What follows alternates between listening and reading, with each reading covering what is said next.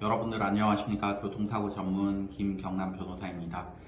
자, 오늘은 교통사고 사건 발생했을 때 사망이나 중상해라는 중한 결과가 발생했을 때 소송이 합의보다 유리한 이유, 반드시 소송을 가야만 하는 이유에 관해서 실제 사례에 대비해서 설명드리고자 합니다. 이 사건은 가해 차량 운전자가 불송치 처분, 즉 불기소 처분이죠. 과거에는 을 받았음에도 민사소송에서 그 피해자의 유족들이 손해배상 청구를 하여서 1억 2천여만 원의 손해배상 청구를 인용받은 사례입니다. 많은 교통사고 피해자분들께서 가해 차량의 형사 책임이 없다고 밝혀지면, 즉 불송치 처분이나 불기소 처분이 이루어지면 민사 책임을 물을 수 없다라고 생각하는 경향이 높으십니다. 관련 전문가들, 즉 변호사들이나 손해사정사들도 가해 차량 운전자의 형사 책임이 인정되지 않을 경우에는 민사상 손해배상을 해도 이거는 어쩔 수가 없습니다 라고 안내하는 경향이 있습니다. 그렇기 때문에 이 형사 처분이 없다고 밝혀졌을 때 민사소송 청구권을 포기하는 경우가 많습니다. 오늘 소개해드릴 사건에서도 가해 차량 운전자에게 과실을 인정할 만한 증거가 없다는 이유로 수사기관에서 불기소 처분이 이루어진 사안입니다. 그럼에도 피해 차량 유족분들은 끝까지 소송을 하셔가지고 총 손해액의 30% 상당이죠. 즉 피해자의 과실 비율이 30이고 상대방 가해자 측의 과실 비율이 30% 상당까지 배상을 받을 수 있었습니다. 이건 굉장히 의미 있는 사례입니다. 여러분들께서도 가해 차량에 형사 책임이 없다고 판단되더라도 섣불리 손해배상 청구권을 포기하는 일이 없도록 신중을 기할 것을 제가 안내해드리고 싶습니다. 우선 판결에 기초가 된 사실관계는 다음과 같습니다. 이 피해자분께서는 새벽 5시경에 오토바이를 타고 직진하다가 교차로 맞은편에서 좌회전하는 가해 차량의 전면부와 충돌했습니다.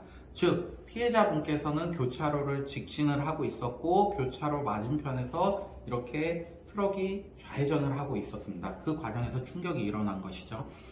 피해자분께서는 사고 직후에 바로 병원으로 후송됐지만 두개골 골절로 인해서 그 자리에서 사망하셨습니다. 가해 차량 운전자는 수사기관에서 이 사건 사고 당시에 신호기가 있는 교차로에서 나는 신호에 따라 좌회전을 했기 때문에 아무런 책임이 없다라고 주장했고 검사 역시도 그 주장을 받아들여 불기소 처분을 했습니다.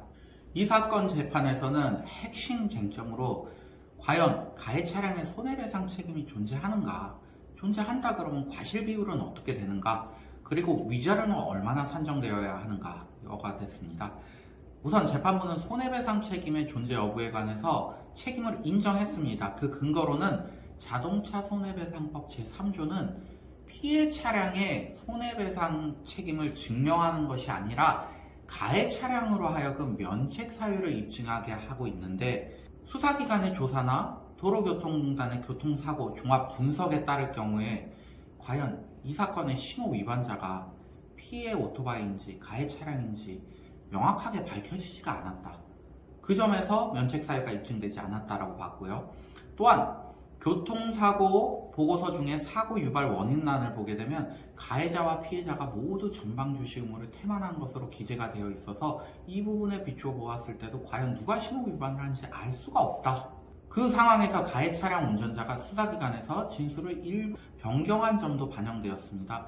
즉 당초에는 피해 차량 오토바이를 보지 못했다고 주장을 했다가 시간이 감으로 인해서 내가 그 부분을 볼 수도 있었다 라는 부분으로 진술이 바뀐 것이죠. 마지막으로 사고 발생 도로가 사방의 시야가 확 트인 곳으로 달리 가해 차량 운전자의 시야를 방해할 만한 요소가 없었다는 점들이 감안되어 가지고 이 경우 재판부에서는 가해 차량 운전자가 전방 주시 의무를 다했으면 사고를 피할 수 있었는데 그런 주시 의무를 다했음을 본인이 증명하지 못했다.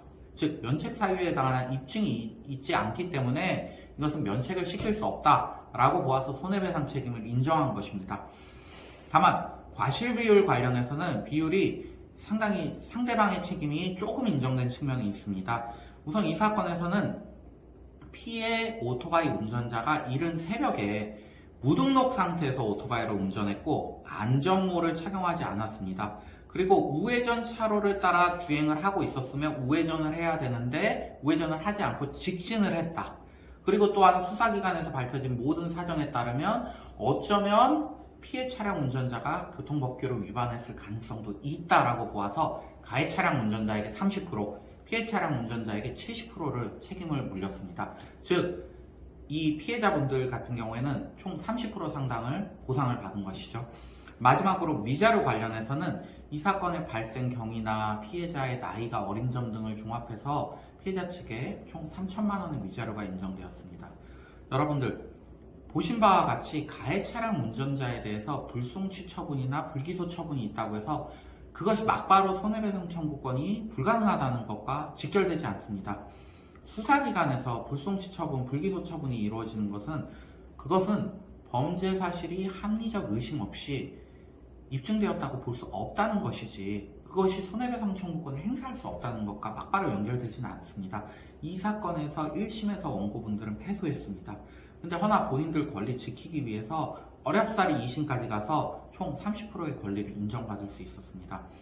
교통사고 사망, 중상해 사건은 배상액이 워낙 높아서 가급적 전문 변호사의 도움을 받기를 꼭 권유해 드립니다. 여러분들이 소송 진행하시게 되면 물론 변호사 비용 지급할 것입니다. 그렇지만 그 지급하는 변호사 비용 이상으로 대폭 손해배상액을 증액시키는 것이 훨씬 유리할 것입니다. 또한 변호사비 지급한다 그래도 추후에 소송이 모두 완료된 후에 소송비용 확정 신청이라는 것을 통해서 상대방으로부터 상당 부분의 비용을 또 받아올 수 있기 때문에 사실 변호사를 선임해도 훨씬 유리한 결과가 되는 것이죠. 시청해주셔서 감사합니다.